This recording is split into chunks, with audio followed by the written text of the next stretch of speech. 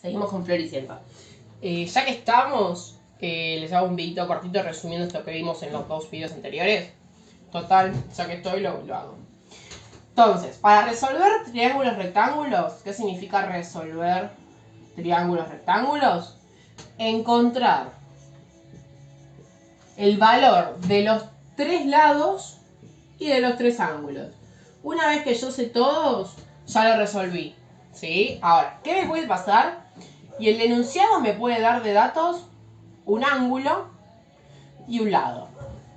O me puede dar de dato dos lados.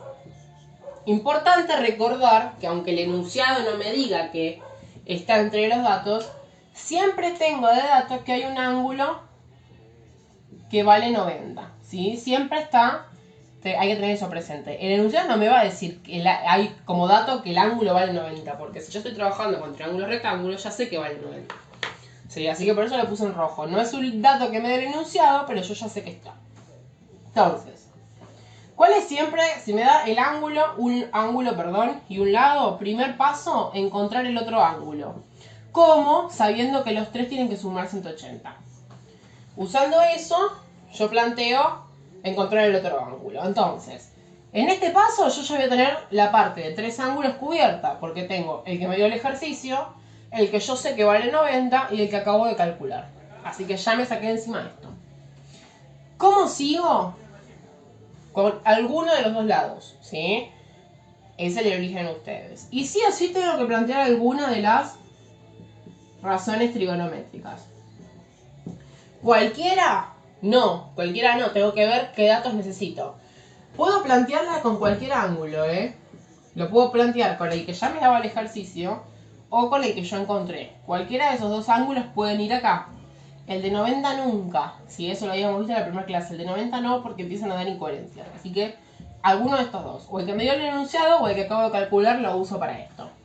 Me tengo que fijar si prestarle atención a estas divisiones. Porque ¿qué pasa? Como yo tengo de dato un único lado, me tengo que fijar que lo puedo encontrar. Por ejemplo, si este es el lado que a mí me falta y este lo tengo, no hay problema. Pero ¿qué pasa?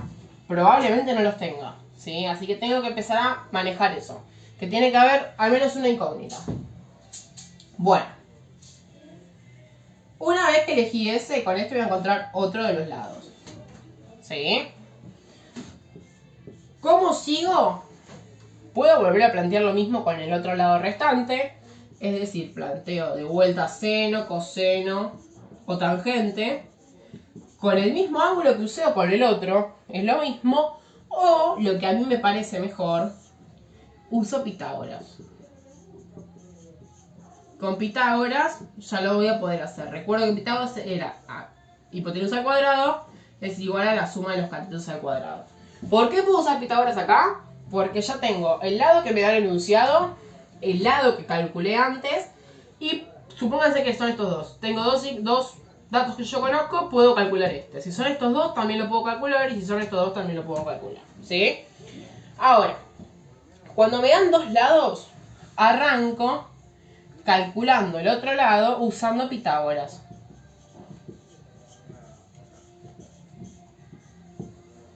Ahí estamos bien. Ahora, ya tengo los tres lados, lado, lado, lado. Ya me saqué de encima esto. ¿Cómo sigo? Calculando el ángulo.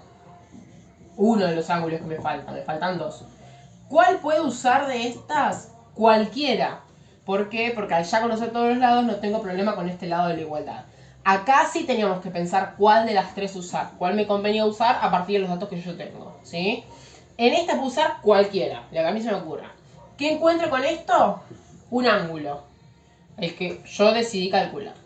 ¿Cómo sigo? O vuelvo a hacer lo mismo con el otro ángulo. O mejor, planteo encontrar el ángulo sabiendo que la suma de los tres tiene que dar 180. ¿Sí? Es el procedimiento que tengo que seguir. Ojo, yo puse en todos A, porque el ángulo depende de que ustedes quieran calcular.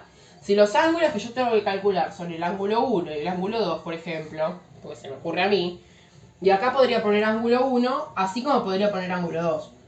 ¿Qué pasa? Si yo acá elijo poner ángulo 1, en este segundo paso voy a hacerlo con el ángulo 2. Por eso les pongo la letra A, porque depende de qué ustedes quieran resolver primero. Entonces les quedó bastante general cómo resolverlo.